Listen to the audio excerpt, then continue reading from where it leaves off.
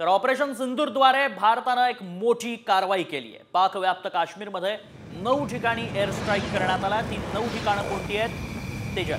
तर पहिला हल्ला मुझफ्फराबाद मध्ये करण्यात आलेला आहे, दुसरा हल्ला मुझफ्फराबाद मध्ये करण्यात आलेला आहे। भारताने पाकिस्तानवर हा जबरदस्त एअर स्ट्राईक केलेला आहे। तिसरा हल्ला बहावलपूर मध्ये भारताने पाकिस्तानवर 9 ठिकाणी हल्ला केलेला आहे। चौथा हल्ला कोटली या ठिकाणी झालेला आहे।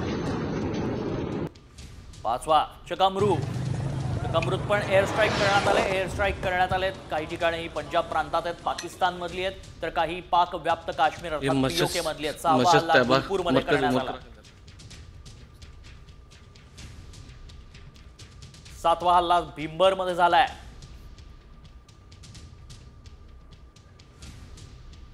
आठवा हल्ला झाला मुरिदके मध्ये आणि 9वा एअर स्ट्राईक करण्यात आला भारताकडनं तो सियालकोट मध्ये। या प्रांतातलं मोठं शहर सियालकोट।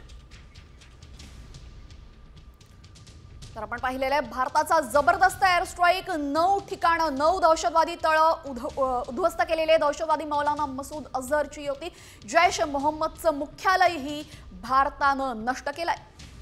मसूद ज्या मशिदीत झोपायचा ती जागाच आता भुईसपाट करण्यात आली आहे। मोठी बातमी या क्षणाची आपण पाहतोय। जबरदस्त एअर स्ट्राईक भारताकडनं करण्यात आला आणि त्यात मौलाना मसूद अझहरचा मदरसाच उद्ध्वस्त केला गेलाय।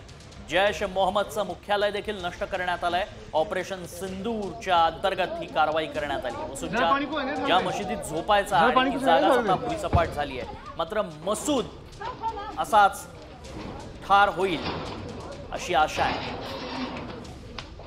आपण पाहतोय जैश मोहम्मदचं मुख्यालय सुद्धा भारतानं नष्ट केलेले आहे। आपण जर एकूणच हे चित्र पाहिलं तर 3 जी ठिकाणं आहेत ती पीओके मधले, पाक व्याप्त काश्मीर मधले आणि 6 ठिकाणं ही पाकिस्तान मध्ये। त्यामुळे आपण पाकिस्तान मध्ये घुसून पुन्हा एकदा दहशतवादाविरोधात ठोस पाऊल उचलल्याचं दिसतंय।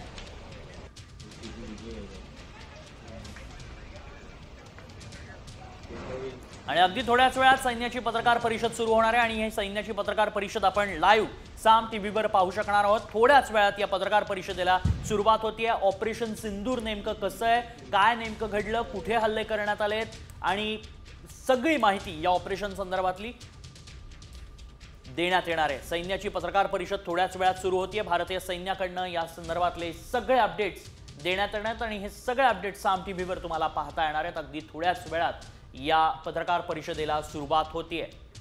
थेट जाऊयात, आमचे प्रतिनिधी प्रमोद जगताप आपल्याला क्षणाक्षणाचे अपडेट्स देत आहेत।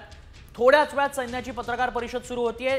प्रमोद, काय नेमकं सैन्याच्या पत्रकार परिषदेतले मुद्दे असणार आहेत?